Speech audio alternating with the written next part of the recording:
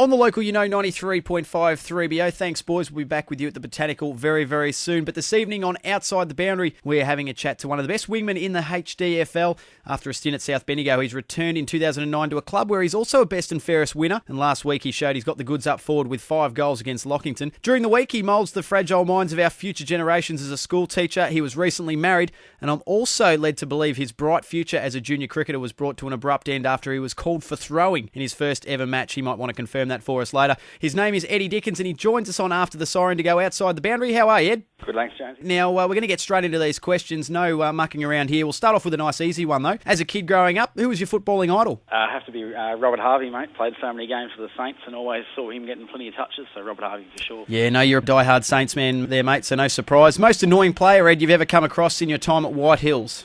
Might have to be yourself, Jonesy. Really? Any particular reason for that, mate? Usually the social life side of things, mate, so... All right, I think I'll stop you right there, mate, before you get me into too much trouble. On the footy field, Ed, have you ever copped a sledge that sticks out in your memory? I was coughing one about my hair the other day, but I'm getting pretty used to that. I'm getting a bit bald on top, so that's always a good one. Yeah, it's a little bit harsh, I would have thought. 3 people, Ed, you'd invite over to your house for a beer. Gee, I'd go with Robert Harvey again. I'd nearly 3 of the St Kilda footy players, mate, so I'll go with Rewald and Lenny Hayes. I also know for a fact, Ed, you're pretty handy with a tennis racket during the summer months. Was there ever a desire to take that to the next level, mate? And if so, whose game do you think you would have been pretty similar to? Maybe the finesse of Federer? I always used to like Pat Rafter, mate, so he was always someone who looked after, who's serving volleying on the grass, so tried that but didn't get very far. Well, you're doing all right with the footy, mate. Hey, multiple choice for you now, Ed. Candlelit dinner for 2 on a Caribbean island with the lovely wife, Amy, or your other option is a 10-goal haul for the Hillies in a grand final. Which one do you take? I think Amy would accept the fact I'd take the 10 goals, mate. All right, mate, I'll take your word for that. You could be in some strife tonight. Hey, what's getting a fair run on the iPod at the moment? Bit of MGMT. A few of their songs are quite good and the presets.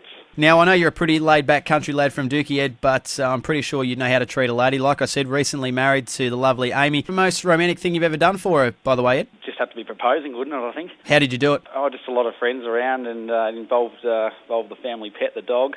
And, plenty of tears after all that anyway. Beautifully done, mate. Now, I want to ask you, Ed, if there's any nicknames floating about that you'd like to let us know about, or possibly any alter egos. Any stories behind that?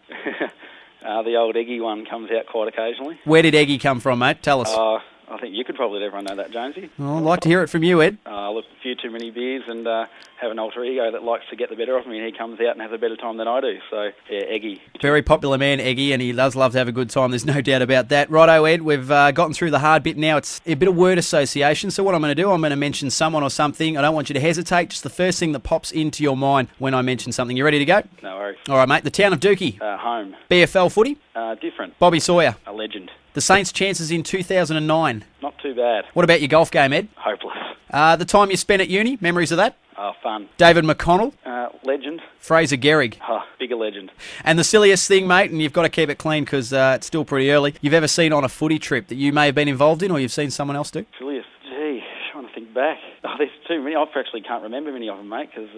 the memory seems to lapse when I have too many beers. Look, I can't think of one to tell you the truth off the top of my head. Don't tell me you're just going with the line of what happens on a footy trip stays on a footy trip. It's always that way, mate. Oh, that's fair enough, mate. I've been on a couple with you and I could probably put you into some hot water with a few things, but I won't, mate, because you've done such a good job tonight on After the Siren and having a chat outside the boundary, so we thank you for that. All the best. The Hillies not travelling too well at the moment, mate, but personally you're getting a few kicks and going all right, so all the best for the rest of 2009. Thanks, Josie. On the local, 3BO, there you go, boys. Eddy Dickens from the White Hills Footy Club, very talented footballer, and could be a chance to make that 2 best and fairest this year if his form continues as it is. If you'd like to dob in a teammate or someone involved in your club, it can be a footballer or a netballer for outside the boundary. Let us know on the text 0428 326 326 thanks to Telstra, and that was all thanks to centralvicfooty.com.au. It's back to you, Coggo and Sean at the Botanical Hotel.